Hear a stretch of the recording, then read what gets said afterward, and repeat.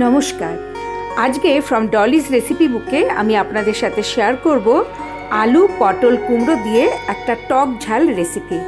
কারণ এখন গরম পড়েছে, গরমে আমাদের খাওয়াতে ভীষণ একটা অরুচি হয়, তাই এই টক ঝাল রেসিপিটা কিন্তু মুখে স্বাদ আনবে।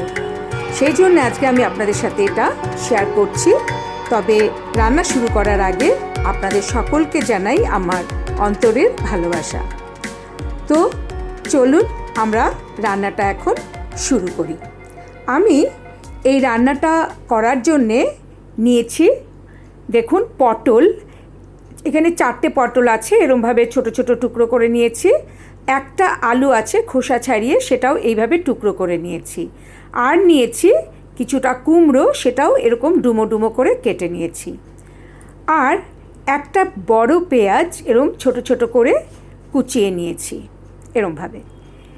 এবার আর এর সাথে কিন্তু আমি ব্যবহার করব তেঁতুলের মানে গোলা।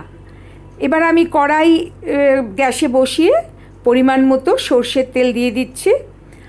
আর এখানে মোটামুটি 2 টেবিল স্পুন মতো সর্ষের তেল আছে। এবার প্রথমেই আমি পেঁয়াজগুলো যে কেটে রেখেছি সেটা ভেজে নেব। পেঁয়াজগুলো আমি লাল করে ভেজে নেব। এই রেসিপিটা কিন্তু একদম অন্যরকম স্বাদের, কারণ আমি আগেই বললাম যে তেঁতুল গোলা জল আমি এই রেসিপিতে ব্যবহার করেছি।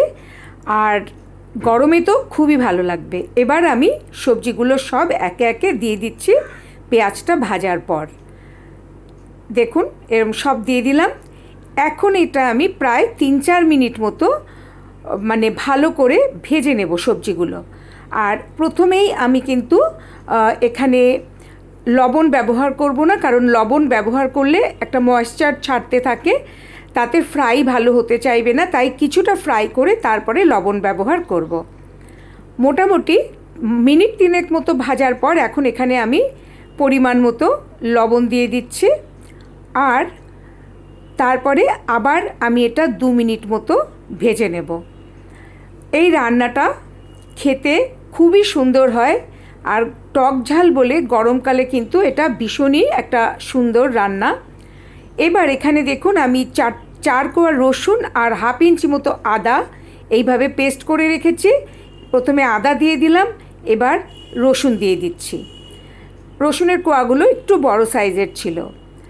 আমি মোট 5 মিনিট মতো ভাজার পর লবণ দেওয়ার পর আবার 2 মিনিট ভেজেছি। এবার আদা রসুন দিয়ে আবার এটা প্রায় 3-4 মিনিট মতো ভেজে নিচ্ছি।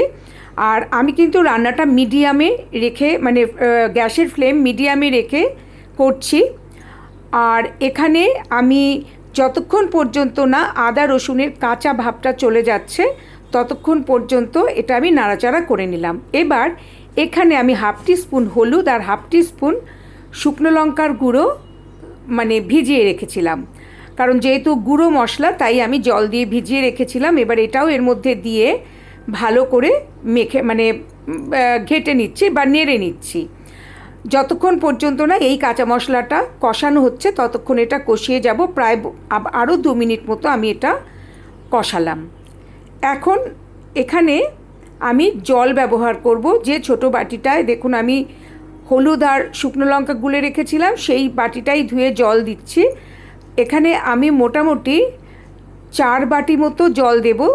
তো আমি 2 বাটি দিয়ে আবার একটু নেড়ে নিচ্ছি, দেখে নিচ্ছি আর কি কতটা জল লাগবে। তারপরে আবার আমি নেক্সট পরিমাণ জলটা দেব, যাতে সবজিগুলো জলের মধ্যে পুরো ডুবে থাকে। এইভাবে জলটা ব্যবহার করতে হবে। আমি এখন আরও 1 বাটি জল এখানে ব্যবহার করব। তবে তার আগে এখানে আমি একটু মিষ্টি দিয়ে দিচ্ছি, মানে আমি সুগার ফ্রি ব্যবহার করলাম। আপনারা এখানে হাফ টিস্পুন চিনি দিয়ে দেবেন। এটা তো নিরামিষ রান্না, নিরামিষ রান্নাতে একটু চিনি দিতে হয়। আর তাছাড়াও আমি এখানে টক জল ব্যবহার করব। আরও 1 বাটি জল দেখুন আমি দিয়ে দিচ্ছি এই ছোটো বাটিটার। তবে 4 বাটি না, আমি এখানে 3 বাটি জল ব্যবহার করলাম, কারণ মোটামুটি আর 1 বাটি দেওয়াতে দেখুন পুরো সবজিগুলো জলে ডুবে গেছে। আর এটা আমি এখন ফুটে ওঠার পর গ্যাসের ফ্লেম লো করে প্রায় 10 মিনিট মতো রান্না করে নেব। আর মাঝখানে কিন্তু একবার আমি নেড়ে দিয়েছি, 10 মিনিট রান্না করে নিলাম, মাঝখানে একবার নেড়ে দিয়ে গেছি। 10 মিনিট বাদে ঢাকনা খুলে আবার আমি এটা নাড়াচাড়া করে নিচ্ছি। আর এখন কিন্তু আমি গ্যাসের ফ্লেম আবার বাড়িয়ে দিচ্ছি আর দেখে নিচ্ছি যে এটা সেদ্ধ হয়েছে কিনা। আলু সেদ্ধ হয়ে গেছে মানে সব সবজি সেদ্ধ হয়ে গেছে। এখন এখানে আমি ব্যবহার করব যে তেঁতুল গুলে রেখেছিলাম, সেই তেঁতুলগুলা, শুধু জলটা, তেঁতুলের মানে কাতটা ব্যবহার করব, রসটা। তো এখানে প্রথমে আমি দেব 2 স্পুন। এই স্পুনটা কিন্তু ঠিক টিস্পুনও না, টিস্পুনের থেকেও একটু ছোট, একটা পেতলের ছোট চামচ। তো এখানে আমি আগে 3 স্পুন দিয়ে নিলাম তেঁতুলগোলা, যে মানে ঘন কাতটা কিন্তু হবে। আর আপনারা যদি টেবিল স্পুনে দেন তাহলে 1.5 টেবিল স্পুন তেঁতুলের জল এখানে ব্যবহার করবেন। দিয়ে ভালো করে নেড়ে চেড়ে দিচ্ছি। আর আমি একটু দেখে নিচ্ছি যে এটা কতটা মানে স্বাদ টক এসছে, ঠিক মতো এসছে কি না। এখানে মনে হচ্ছে আর একটু দিতে হবে, তাই আরও একটুখানি আমি এখানে আরও 2 চামচ মানে মোট 5 স্পুন তেঁতুলের এই কাদ আমি ব্যবহার করলাম। আর এবার ভালো করে নেড়ে চেড়ে মিশিয়ে দিচ্ছি। যতক্ষণ না জল পুরো শুকিয়ে যাবে ততক্ষণ আমি এটা রান্না করতে থাকবো। আর ভালো করে সবজিগুলোকে একটু ঘেঁটে দিচ্ছি, একটু ভেঙে ভেঙে দিচ্ছি, যাতে বেশ মিশে যায় একে অন্যের সাথে। তাহলে দেখতেও ভালো লাগবে, খেতেও বেশি ভালো হবে। এবার পুরো জলটা কিন্তু আমি শুকিয়ে নিলাম। এবার পুরো জল শুকানোর পর আমি রান্নাটা নামাবো। আর এইভাবে একবার আপনারা এই সবজি করবেন, খুবই ভালো লাগে। আমরা তো সবসময় আলু পটলের একটা গতানুগতিক সবজি খাই, বা আলু পটল মিষ্টি কুমড়ো দিয়ে। এটা কিন্তু একদম অন্যরকম একটা রান্না, তাই আপনাদের কাছে রিকোয়েস্ট রইল যে আপনারা একবার এই রান্নাটা করে খেয়ে দেখবেন।